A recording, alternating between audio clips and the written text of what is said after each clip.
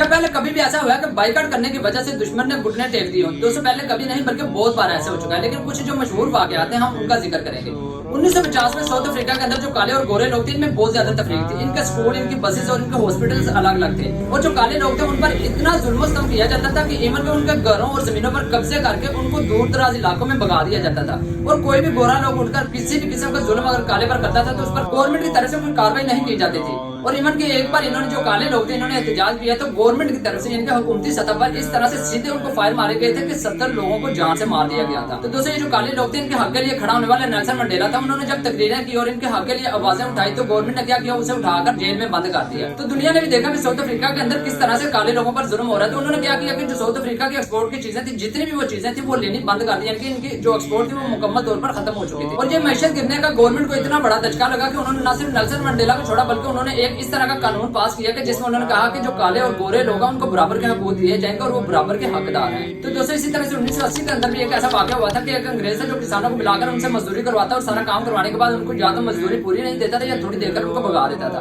ایک بار انہوں نے فیصلہ کیا کہ ہم ایسا کرتے ہیں کہ ہم اس کا کوئی بھی بندہ اس کا کام نہیں کرے گا، ساری یونین نے مل کر اس طرح سے فیصلہ کیا اور کوئی بھی بندہ پھر اس کا کام نہیں کرتا تھا۔ اس کی جب فصل کٹنے والی ہوئی تو اس نے جب دیکھا کہ کوئی بھی بندہ اس کی فصل کاٹنے کے لیے نہیں آ رہا تو اس نے کیا کیا کہ باہر سے لوگوں کو بلا لیا۔ جب فصل کٹوائی اسے اس قدر لاس ہوا کہ وہ وہاں سے چھوڑ کر بھاگ گیا، اور یہ بھی واقعہ تھا پوری دنیا کے اندر ایسے مشہور ہوا تھا۔ تو دوستوں یہاں پر ایک چھوٹی سی مثال دوں گا، یعنی کہ کوئی بھی بندہ جو اس کا کاروبار ہوتا ہے، جو اس کا بزنس ہوتا ہے، وہی اس کی ریڑھ کی ہڈی کے طور پر کام کر رہا ہوتا ہے۔ یعنی کہ مثال کے طور پر آپ ہیں، اگر جاب کر رہے ہیں یا آپ جو کاروبار کر رہے ہیں، اگر وہ بند ہو جائے تو آپ کیا کریں گے؟ کسی کو تنگ کرنا تو دور کی بات، آپ اپنی فیملی کو چلا بھی نہیں سکتے، یعنی کہ آپ اپنی فیملی کی ضروریات بھی پوری نہیں کر سکتے۔ دوستوں یہی چیز ہے، جتنا آپ سے ہو سکتا ہے آپ اتنا کریں، دوسروں کو چھوڑ دیں کہ دوسرے کیا کرتے ہیں، تو آپ کو اپنا حساب دینا ہے نہ کہ دوسروں کا دینا ہے۔ تو دوستوں آپ کی اس پر کیا رائے ہے؟ بائیکاٹ کرنا چاہیے؟ نہیں، کمنٹ سیکشن میں ضرور بتانا۔ اپنا خیال رکھیے، اللہ حافظ۔